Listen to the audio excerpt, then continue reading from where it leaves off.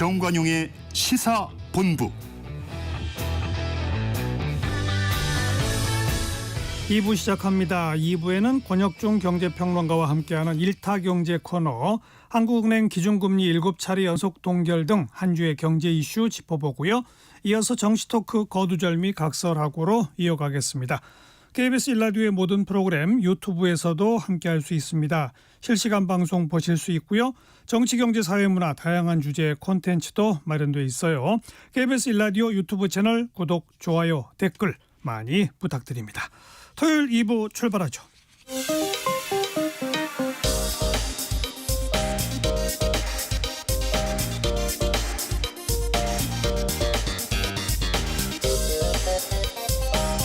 팩트체크 진짜 뉴스 정관용의 시사본부 KBS 1라디오.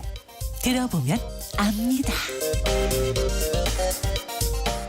한 주간 경제 소식 꼼꼼하게 챙겨봅니다. 권혁중 경제평론가 나오셨어요. 어서 오십시오. 네, 안녕하십니까. 한국은행이 기준금리를 7차례 연속 동결했죠? 네, 그렇습니다. 보통 우리가 금리를 높여야 된다라는 시그널을 봤을 때 보통 고물가 상태에서 우리가 금리를 높임으로써 이제 물가를 잡게 되죠. 그렇죠. 예, 그러면서 이제는 금리를 높이게 돼요. 그런데 어느 순간이 되면은요, 금리가 계속 높은 상태로 있으면 경기가 위축이 됩니다. 예. 당연히 이제 경기가 위축되면서 물가를 낮추게 되거든요. 근데 어느 순간 되니까 너무 경기가 위축되다 보면은요, 다시 이제는 통화 정책을 통해서 금리를 낮추는 순간이 돌아오겠죠. 지금 상황이 딱 그 경계선에 있는 상황이라고 보시면 돼요. 예. 그러니까 하는 총재가 이런 얘기를 합니다. 그 물가를 동결한 이유를 봤을 때 물가 상승률이 이제는 기조적으로 약간 둔화세가 이어질 것으로 보고 있다. 그 뜻은 뭐냐면 더 이상 이제 뭐 금리를 높일 이유가 없다라고 우리가 해석할 수 있겠고, 또 하나 대외 여건이 불확실성하다 이렇게 좀 얘기를 했는데, 이것도 마찬가지예요. 금리를 이제는 높일 이유는 없다라고 또 해석을 하는데, 또 반대적인 측면도 있습니다. 가계부채의 증가 추이도 봐야 된다. 이 뜻은 뭐냐면 오히려 이거는 금리를 높여야 돼요. 그렇죠. 네, 가계부채가 너무 심해지니까 금리를 높임으로써 수요를 줄여야 되거든요. 예. 그러니까 지금 딱 상태가 금리를 높여야 될 이유도 있고 금리를 낮춰야 될 이유도 존재하는 겁니다. 그래서 이제 하느니 7차례 연속으로 이제 동결을 이번에도 이제 선택을 했다, 이렇게 보시면 되겠는데, 예. 결론은 그거예요. 이제 이 긴축 구조가 장기간 이어진다라는 거죠. 지금 이제 기준금리 3.5%인데 요 고금리 상태가 계속적으로 이어지고, 하는 총재는 그런 얘기를 했습니다. 한 6개월 이상은 봐야 된다. 예. 예, 이 긴축 기조가 6개월 이상 봐야 된다라고 보고, 실제 물가 상승률이 2%대로 이제는 목표치 2% 돌아오는 게 한 2025년 정도 초반으로 예상된다라고 본다 그러면 뭐 내년도 같은 경우에는 이제는 고금리 상태가 계속적으로 긴축 상태가 이어진다라고 봐요. 그러면 항상 여기서 이제 중요한 게 있습니다. So what이에요. 청취자분들께서 그래서 어떡하라는 거지? 이렇게 아마 생각하실 것 같아요. 나에게 무슨 영향이 있느냐? 그러니까 하는 총재가 이런 얘기를 합니다. 같이 얘기하면서 이런 분들이 이제 내년도에 굉장히 어려울 거다. 그러니까 세 가지 계층을 좀 얘기했는데, 첫 번째 취약계층. 내년도에 굉장히 어려울 거다라고 얘기를 했고요. 예. 두 번째 빚을 많이 낸 사람. 내년에 어려울 거야 라고 얘기했고요. 세 번째 소득이 낮은 사람. 이 세 부류를 내년도에 굉장히 어려운 사람일 거다, 어려운 계층일 거다라고 얘기를 했거든요. 그래서 이거에 대한 대비책이 좀 마련돼야 된다라고 생각해 봅니다. 실제로 한국은행은 내년도 성장률 전망은 좀 낮추고 물가 네. 전망은 높였죠? 네, 그렇습니다. 이게 좋은 시그널은 아니죠, 사실. 이게 8월 달에 이제는 한은행에서 그 경제 성장률을 이제 예상을 했는데, 올해는 이제는 1.4%, 그다음 11월 달 요번에 이제 발표했던 거는 동일했어요. 그래서 올해 같은 경우에는 1.4% 경제 성장률 될 것이다 보고 있고, 근데 내년입니다. 내년에 우리가 경제 성장률을 예상을 했을 때 8월 달에는요, 이런 얘기했습니다. 2.2% 성장할 거다. 그런데 이번에 11월 달 와서는 2.1%로 0.1% 포인트 정도 낮췄습니다. 그러니까 안 좋은 얘기죠. 사실 성장률이 이제 낮아진다는 얘기인데, 예. 중요한 건 그거예요. 시간이 가면 갈수록, 내년이 다가면 갈수록 계속적으로 성장률을 낮게 보고 있는 거예요. 올해 2월에는요 2.4% 성장할 거라고 봤습니다. 내년도에. 그러다가 5월에는 2.3% 상승, 8월에 와서는 2.2% 상승, 11월 달 와서는 2.1% 상승. 점점 시간이 갈수록 경제 성장률을 낮게 보고 있거든요. 예. 그러다 보니까 좋은 시그널은 아니다, 이렇게 보시면 되겠고. 나쁜 거죠. 저성장의 고물가니까. 맞습니다. 예. 그래서 소비자 물가는 그러면 어떻게 됐겠냐 봤을 때 말씀하신 것처럼 물가 상승률은 오히려 예상보다 더 높게 또 보고 있어요. 그러다 보니까 말씀하신 것처럼 성장은 낮아지는데 물가만 높아지는 이런 상황이 이제는 내년도에 일어날 거다 이렇게 이제 보고 있는 거죠. 그럼 2025년도 내후년을 본다 그러면 이제 하늘에서 이런 얘기를 합니다. 우리가 인플레이션 목표를 2%로 보고 있는데 2025년 돼야 이 물가 상승률 목표치에 도달할 거다. 그래서 2.1% 예상했거든요. 그럼 여기서 이제 또 생각해야 되는 게 그러면은 이제 투자 관점에서 이제 투자하시는 분들이 많다 보니까 뭐 주식시장이나 뭐 부동산이라든지 관점에서 본다 그러면 2024년은요 오히려 투자 시장에 좋은 환경이 만들어져요. 그렇죠. 왜 그러냐면 금리 인하에 대한 시그널이 나올 수밖에 없거든요. 그렇죠. 그러면 투자 시장은 먼저 선행적으로 움직입니다. 예. 주식 시장이 먼저 움직이고요. 그 다음에 이제 좀 빨라졌긴 했는데 부동산 시장이 6개월 후에 움직여요. 원래는 한 1년 정도 걸렸었는데 그 코로나 시대 거치면서 좀 빨라졌거든요. 그래서 주식 시장이 먼저 분명히 내년도에 반응하게 될 거고 그다음에 한 6개월 후부터는 아마 부동산 시장도 같이 이제는 변동할 가능성이 크거든요. 그래서 사실 우리가 봤을 때 2024년도에는 투자 자산 시장 쪽으로는 흐름이 이제 좋게 보일 가능성이 높습니다. 그러면 이제 그런 문제가 생겨요. 양극화의 문제가 생깁니다. 그렇죠. 예, 포모 현상이 또 생겨요. 나만 이제 도태되는 분위기 이런 분위기가 또 생길 가능성이 분명히 내년에 일어날 거도 보고 있고 예. 그래서 쏘 마세요 또 그러면 이제는 나보고 어쩌라고 본다 그러면 아까 이제는 하는 총재가 얘기했잖아요. 이 세 가지 계층이 좀 어려울 거다라고 얘기했는데 세 번째가 소득이 낮으신 분들이잖아요. 그래서 제가 좀 권유드리고 싶은 거는 내년에는요 투잡을 하든 쓰리잡을 하든 소득을 높여야 될 타이밍입니다. 예. 이게 소득이 낮아지면 더더욱 힘들어지고 내년 같은 경우는 그래서 어쨌든 간에 소득을 높이기 위해서 스스로가 노력해야 되는 알겠습니다. 그런 어떤 시기가 내년에 되지 않을까 이렇게 네. 생각을 해봅니다. 아까도 가계부채 얘기했는데 11월 달에 5대 은행 주택담보대출 잔액이 무려 5조 원 가까이나 늘어났네요. 네, 이게 정말 딜레마예요. 이게 금리를 계속 높여갔는데 사실 가계부채가 빠지지가 않는 거예요. 계속적으로 사실 가계부채가 늘어나는데 이 가계부채의 핵심은요 다른 게 아닙니다. 주담대가 대부분을 차지해요. 그러니까요. 네, 주담대가 늘어나는 게 무섭도록 늘어납니다. 지금 이제 통계를 봤더니 11월 말에 지난달에 대비해서 이제 5조 원이나 이제 늘어나게 돼요. 예. 그러니까 이게 주담대가 줄지 않는다는 얘기는 무슨 뜻이냐면 많은 분들이 주담대라는 거 뭡니까? 주택담보대출이잖아요. 말 그대로 대출을 받아서 계속적으로 지금 부동산에 집을 사고 있다는 얘기거든요. 그렇죠. 그러니까 이런 것들이 계속적으로 이어지다 보니까 지금 상황으로 본다 그러면 야 이거 본격적으로 내년에 이 정책 자금도 내년에 또 나옵니다. 아시겠지만 신생아 특례보금자리로 나오거든요. 이번 연도에 부동산을 떠받쳤던 게 사실 특례보금자리론 때문에 떠받쳐 왔는데 이게 이제 없어지고요. 그다음에 이제 내년에는 신생아 특례 대출이 나오다 보니까 또 이런 대출로 인해서 내년도에는 또 아파트를 이제 떠받치는 대출이 또 늘어날 수밖에 없는 상황으로도 갈 수밖에 없다라고 좀 생각을 해봐요. 그래서 예. 이런 점들을 봤을 때 부동산 시장에 크게 영향을 미칠 가능성이 굉장히 크다. 그래서 부동산 시장에서는 그렇게 보고 있습니다.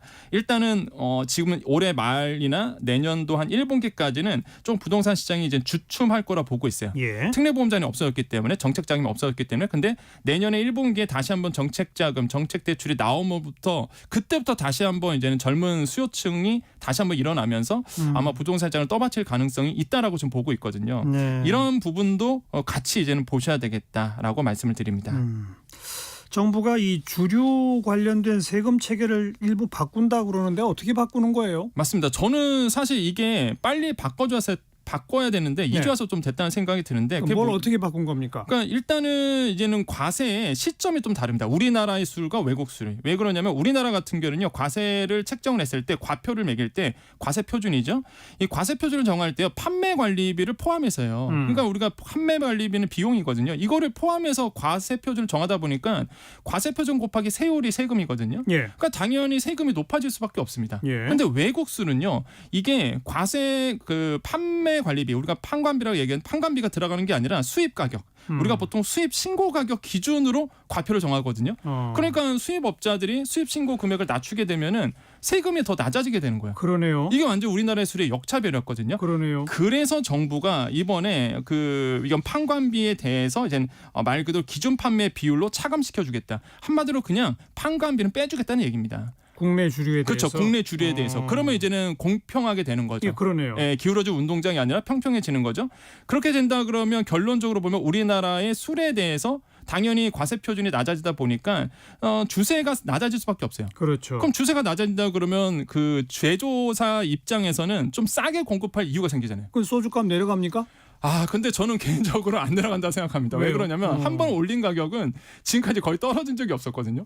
그래서 저는 많은 시장에서 많은 언론에서 주세 가격 주세가 내려가니까 소주값 내려가겠느냐라고 이제는 보시는데 저는 현실적으로 지금까지 제 결론은 그럼에도 불구하고 아마 다른 이유로 되면서 그러니까 소주 가격이 안 내려갈 거다. 그래서 저는 이대로 이제는 계속적으로 올리진 않겠지만 지금의 그 가격은 유지가 될 거다. 그래요? 주세가 내려가더라도 저는 그렇게 이제 생각을 하고 있고 그러다 보니까 너무 기대를 안 하셨으면 좋겠어요. 근데 세금은 내려가는데 가격은 그대로면 주류업계는 돈 많이 벌겠네요. 그렇죠. 그래서 아마 제가 아까 말씀드렸던 거 그 부분입니다. 다른 아마 이유를 댈 거예요. 원재료 가격이 높아졌다든지 알겠어요. 이런 부분이 분명히 되면서 예. 아마 가격은 그대로일지 않을까라고 생각을 해봅니다. 요즘 금값이 엄청 비싼데 앞으로도 더 올라갈까요? 아니면 이제쯤 팔아야 될까요? 이런 질문을 들으면 네, 저는 요즘 많이 듣는 게 금 팔아야 되나요? 이렇게 물어보시는데 아니요, 저는 팔지 말라고 얘기합니다. 더 올라가요? 네, 더 올라갈 가능성이 굉장히 높은데 물론 지금 상황의 흐름을 좀 보셔야 되겠지만은 왜 그러냐면 올라갈 이유가 일단은 달러와 금값은 서로 음의 관계거든요. 네. 그러니까 달러가 강세가 된다 그러면 이제 금의 가치는 좀 떨어지는 편이고 말 그대로 달러가 약세가 된다 그러면 금값이 이제 올라가는 이런 관계입니다. 근데 예. 지금 상황은 이제는 달러가 약세의 기조거든요. 왜냐하면 미국에서 기준금리 낮춘다. 지금 이날 시그널이 빠르면 5월이다. 이런 얘기가 나오다 보니까 네. 달러 인덱스 그러니까 달러의 가치를 본다 그러면 점점 더 낮아지는 추세예요. 그럼 그동안 이제는 금값에 대해서 다시 한번 각광을 받을 요지가 굉장히 많아지는 거죠. 예. 지금도 높아졌는데 더 높아질 가능성도 여전히 존재하고 지금 시장에서는 더 그 확률을 높게 보고 있는 상황입니다. 그래요. 그래서 지금 금값은 제가 봤을 때는 상당히 계속적으로 높아질 가능성은 있다. 그러니까 지금 팔면 손해겠죠. 네. 네, 그렇기 때문에 어차피 금을 팔 정도로 긴급한 상황이 아니라 그러시면 일단 금은 계속 갖고 가시는 게 알겠습니다. 좋다라고 좀 말씀을 드립니다. 권혁중 경제평론가였어요. 고맙습니다. 네, 감사합니다.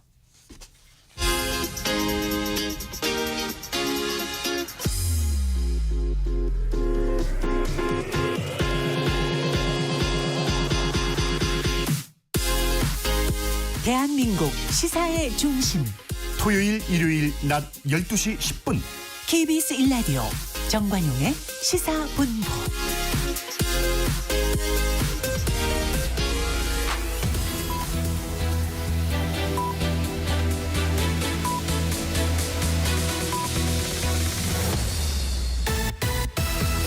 고두절미 각설하고 고고고 갈 때까지 가보자. 정관용의 시사본부. 주요 정치 이슈들 거두절미하고 알맹이부터 토론해보는 시간 거두절미 각설하고입니다. 국민의힘 당대표 특보 박진호 특보, 더불어민주당 국민소통위원회 수석 상임부위원장 조승현 부위원장 두 분 오늘도 나오셨습니다. 어서 오십시오. 네, 안녕하세요. 네. 전반부 공통질문 금주의 뜬 인물 진 인물부터 해봅시다. 박진호 특보 뜬 인물 누굽니까? 아무래도 그 이동관 그 방통위원장을 꼽고 싶습니다. 사퇴했는데 떴어요. 네네. 왜냐하면은 일단 그 민주당이 이번에 그 탄핵 소추안을 결국 추진한 가장 근본적인 이유는 결국 이제 이동관 그 방통위원장이 사퇴를 하지 않으니까 예. 강제적으로 이제 사퇴를 시키기 위한 하나의 정치적 수단으로 탄핵 소추안을 이제 추진했는데 예. 그 과정에서 이제 이동관 그 방통위원장이 이제 사의를 표명했고 이제 대통령이 이제 수리를 했는데요.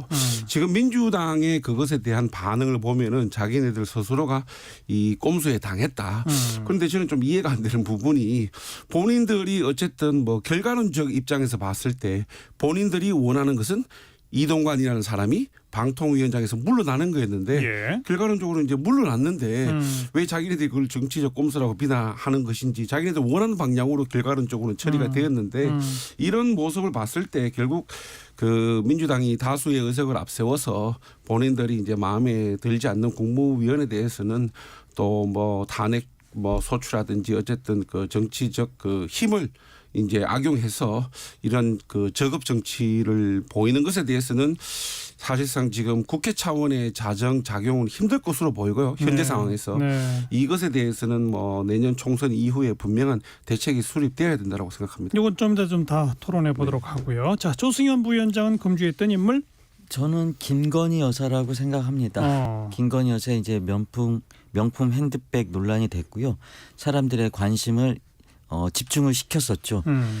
물론 이게 뭐 함정 취재였기 때문에 취재윤리가 문제가 된다고 하고 지금 방심위 방통위 산하에 이제 심의하는 국가기관에서 그 서울의 소리 유튜브 영상을 사용한 JTBC까지 긴급 심의를 할 정도로 아주 신속하게 대응을 하고 있는데요. 예. 이런 식의 이제 그리고 한 3일 정도는 아예 답변이 없었습니다. 대통령실에서. 그럴 정도로 아주 당황했던 모습을 보였고요. 이것을 통해서 이제 김건희 여사가 정말 대한민국 국정 최고 책임자보다 더 위에 있는 분 아닌가 이런 생각도 들면서 정말 김건희 여사의 위상을 확실하게 각인시켰다 이렇게 생각이 됩니다.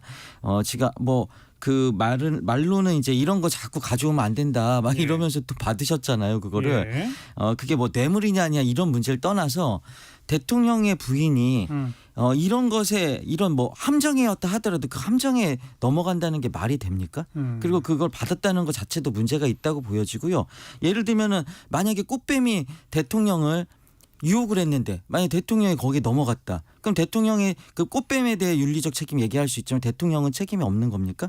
마찬가지로 김건희 여사는 정말 이렇게까지 할 수 있다는 대통령의 영분이 이렇게까지 할 수 있다는 거를 정말 막장을 보여준 것 아닌가 이런 생각이 들면서 네. 역설적으로 좀 떴다고 생각이 됩니다. 네. 뭐 언급하실 게 있나요? 아닙니다. 뭐 또 기회가 있으면 따로 언급하도록 하겠습니다. 알겠습니다. 자, 금주의 진인물로 넘어갑시다. 박진호 특보 진인물.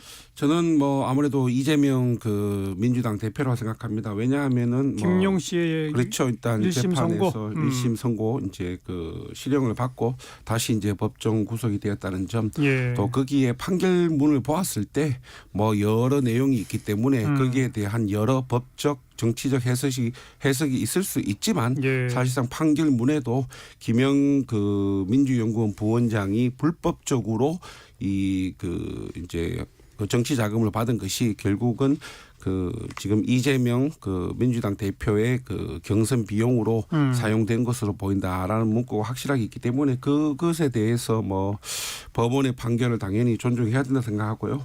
또 최근 이제 그 이낙연 전 대표가 예. 좀 직간접적으로 이제 그 이재명 대표의 거취에 대해서 비판하고 지적하고 있죠. 언급하고 있습니다. 이런 것을 보았을 때 결국 그 이재명 대표가 뭐 나름대로의 정치적 판단을 내리지 않고 네. 계속 입장을 유보한다라고 하면은 그 민주당 내의 그 친명과 비명 간 갈등의 그 골이 더욱 더 깊어질 것으로 커질 보입니다. 거다.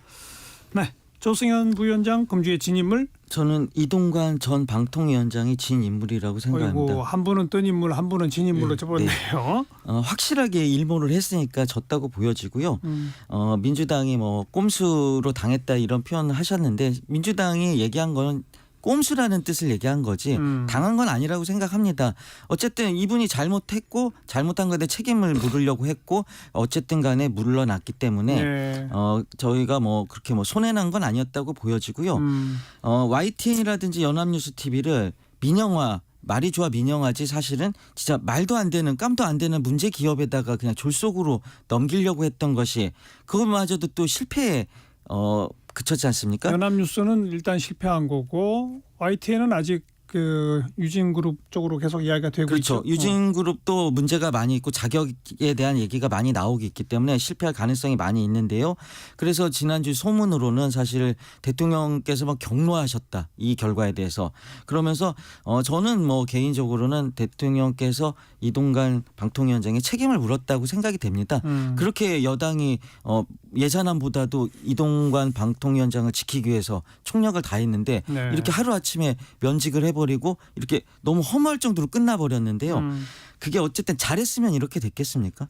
잘못했기 때문에 이렇게 됐다고 보여지고요. 이번 주에 진 인물은 이동관 전 방통위원장이라고 방금 윤 그렇게 대통령이 생각합니다. 경로했다는 대목이 그 연합뉴스의 최대 주주 을지재단 을지병원 측이 하려고 하다가 스스로 물러난 요걸 얘기하는 겁니까? 그래서 이 결과에 대해서 아. 이제 그것은 약간 소문이었긴 하지만은 아직 확인된 기자들 건 사이에 아니고? 기자들 사이에 이제 소문이고 이제 그래요? 문자처럼 돌았지 않습니까? 찌라시라고 하죠. 네, 그게 네. 돌았는데 그 내용을 말씀드린 겁니다. 그나저나 민주당은 이동관 그 위원장이 자진 사퇴할 거라고는 솔직히 예상 못했죠. 그렇죠. 그동안은 윤석열 대통령 인사 스타일이 무조건 밀어붙이기였기 때문에 이렇게 빨리 자진 사퇴를 시킬 거라고는 생각을 전혀 못했고요. 그래서 이제 꼼수라는 단어가 그래서 나온 것 같은데요. 어쨌든 이거에 있어서 윤석열 대통령의 어떻게 보면 패배고 어떻게 보면은 여론을 신경 쓰는 거죠. 계속 강서구 보궐선거도 졌고 지금 그 부산 엑스포 같은 경우는 실패로 돌아가면서 네. 여론에 계속 민감한 시점에서 이것마저도 이제 여론에 부딪히면 역풍이 될 거라 판단했다고 저는 보여지는데요. 오히려 이 탄핵을 당하면 헌재에 가서 결정될 때까지 한 5, 6개월 기능이 마비가 되는데 그보다는 그냥 후임 위원장을 임명해서 한 달 안에 정상화하려고 하는 의지의 표현이다. 이렇게 또 보는 건 어떻게 생각하세요? 박진환 특보. 저는 뭐 일리 있는 이제 그 판단이라고 생각이 들고요.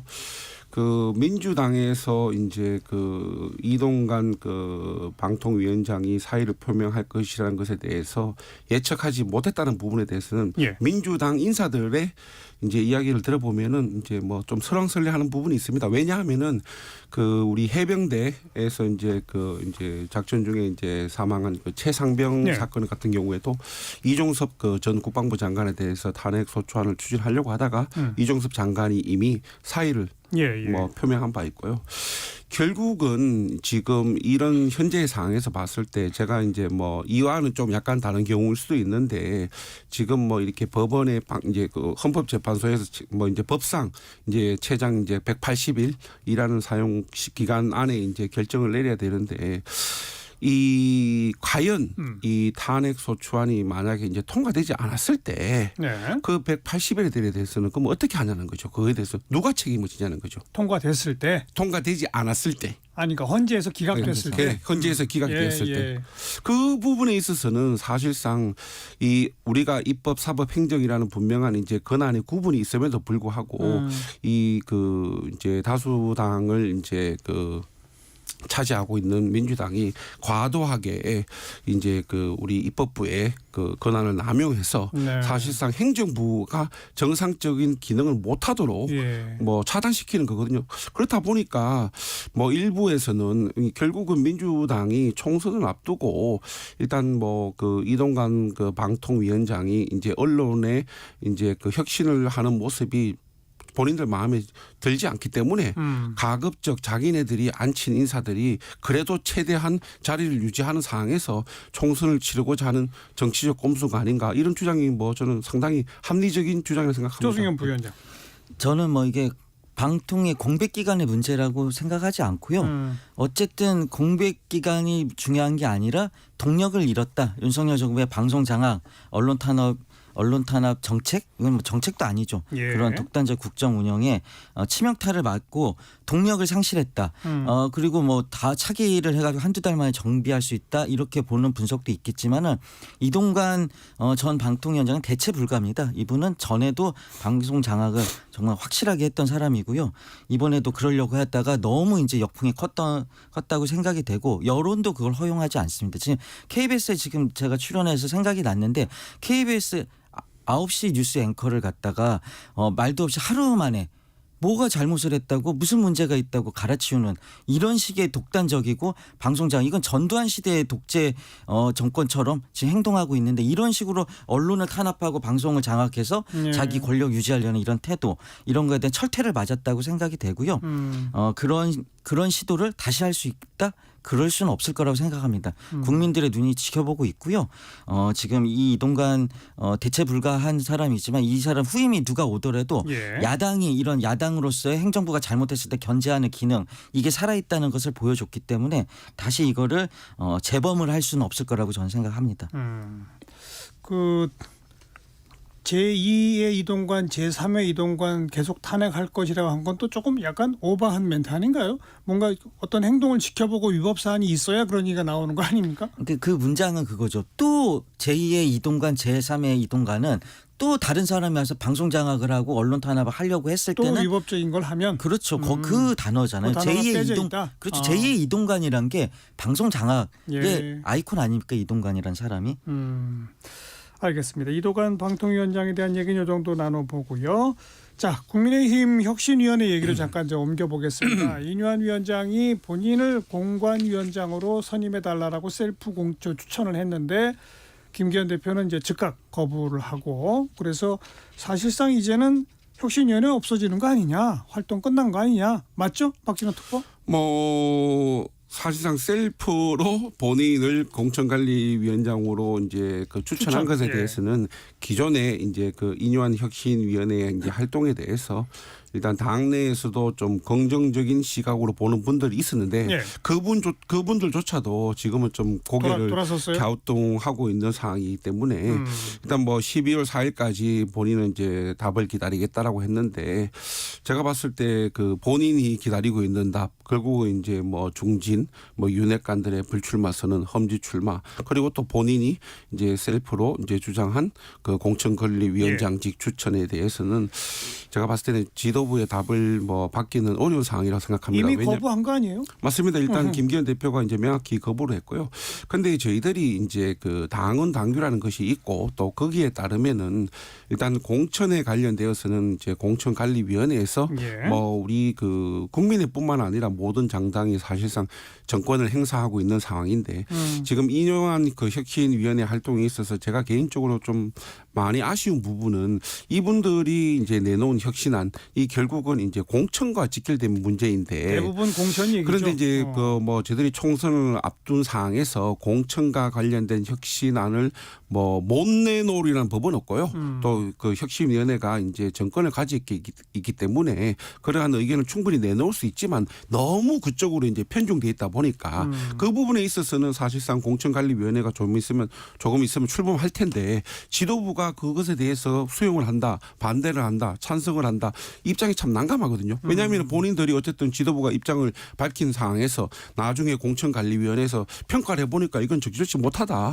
그럼 공천관리위원회에서 입장을 달리할 수 있는데 예. 그래서 지난번에 이제 김기현 대표와 이제 이뇨한 위원장이 만났을 때도 그런 부분에 대해서 서로 소통을 하고 향후 이제 공천관리위원회에 이뇨한 그 혁신위원회의 혁신안을 그대로 전달하고 그 공천관리위원회의 이제 결정을 따르는 것이 맞겠다.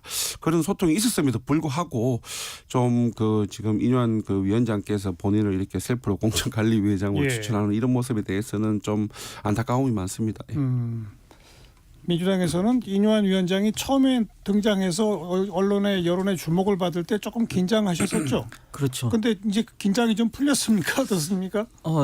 솔직히 그렇습니다. 왜냐하면은 사실은 긴장한 부분도 있었고, 뭐랄까 기대하는 부분도 있었습니다. 긴장한 부분은 뭐였냐면은 이분에 대한 호감도가 상당히 높은 분이었거든요.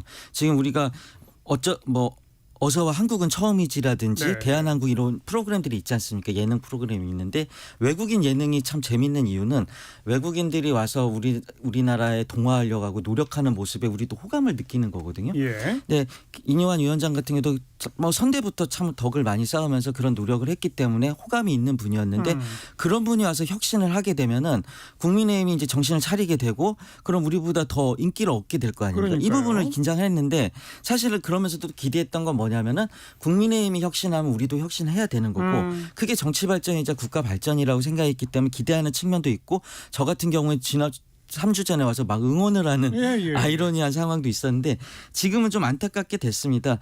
이분이 정말 한국인이셨던 것 같아요. 한국에 너무 동화가 돼서 정말 무슨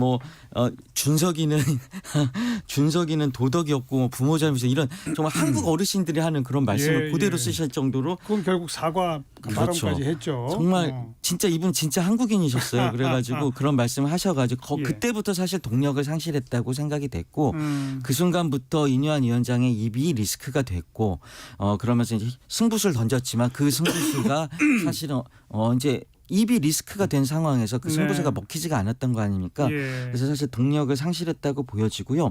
옳은 말을 하면서도 어떻게 보면 동력을 상실했기 때문에 네.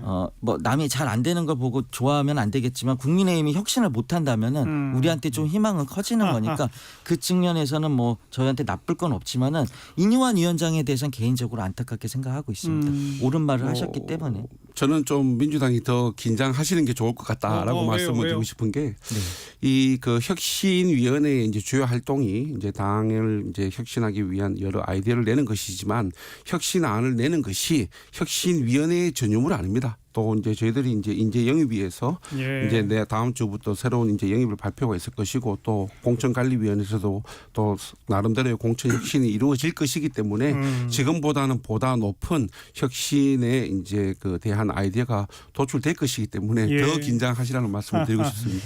오래전부터 말씀드렸지만 여야 모두 그동안 여러 차례 혁신위원회들이 출범했었잖아요. 뭐 제대로 된 성과를 낸 혁신위는 아직은 없었습니다. 솔직히 이제 그런 면에서는 좀 정치권 전체에 대해서 아쉬운 생각이 드네요. 뭐 좀 약간 궁지에 몰리면 혁신이다 해서 출범시켜놓고 여론의 주목을 좀 받다가 흐지부지 유야무양 돼버리고 마는 이런 모습 되풀이되는 건 결국 우리 정치 전체에 별로 바람직하지 않은 거니까. 네, 1시 31분 향해 갑니다. 잠깐 교통정보 전해드리고 토론 이어가죠. 이승미 씨. 네, 이 시각 교통 상황입니다. 서울 시내 여의도 의사당대로가 부분 통제되고 있는데요. 오후 2시부터 만여 명이 모이는 집회가 열립니다. 국회 의사당